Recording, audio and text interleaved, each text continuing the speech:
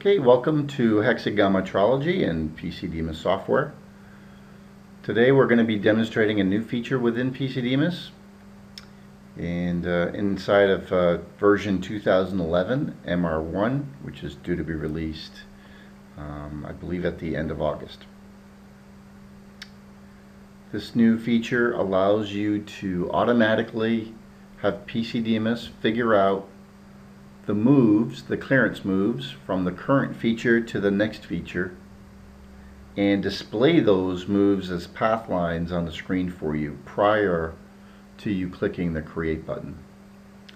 So for those of you that like to use the CMM and use your CAD model and interact with PC-DMIS, you'll be able to actually see the path from the feature that you're on to the next feature prior to clicking the create button, thus hopefully eliminating any potential crashes.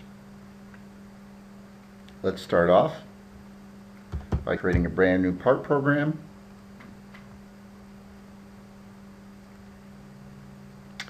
We're going to import our CAD model.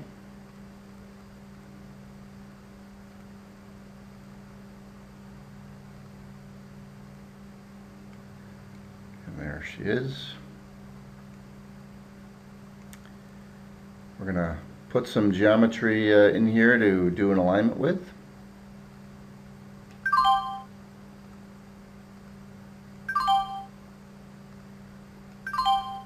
Those are my three features. I'm now going to do an alignment with them.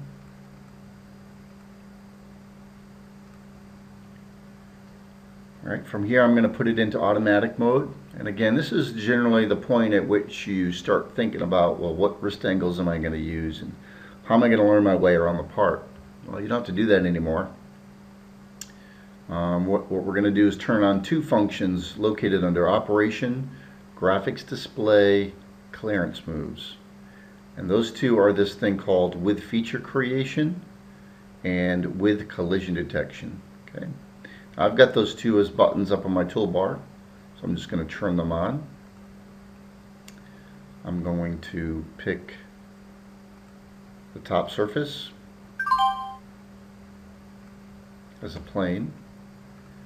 That'll be my first feature, and then this is where you're really going to see what happens here. Right, so that's pretty easy. Going from the plane to the circle, I figured out how to get there without crashing. No super magic there.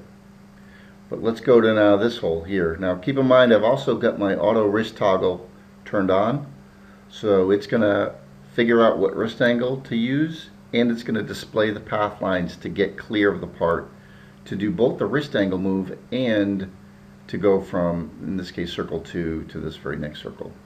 All I got to do is click on it, and look what it does here. I've got to move up out of the hole, I've got the wrist change, and I've got the move over from the new probe angle down in front of the hole and down into it, and there it is.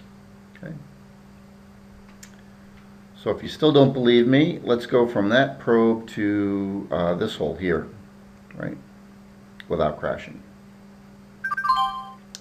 So again, it moves up out of the hole, it moves the wrist, it comes across the part, down and in, and we're good. And then the last exercise, what we're going to do is we're actually going to go from this hole here in the front of the part to the same hole on the back of the part and see if it's able to get up and over the part without crashing. So I'm going to go select this guy, and again you're going to see, I'm going to move this CAD model around so you can kind of see the path lines. But you'll see it come out of the hole, move the wrist angle around, travel across the top of the part, and then at an angle to get clear to measure this back side. Zoom out a little bit so you can see it all. Okay. And okay, that concludes my demonstration. I appreciate you spending the time to take a look at a new feature for PC-DMIS 2011 MR1. Have a great day.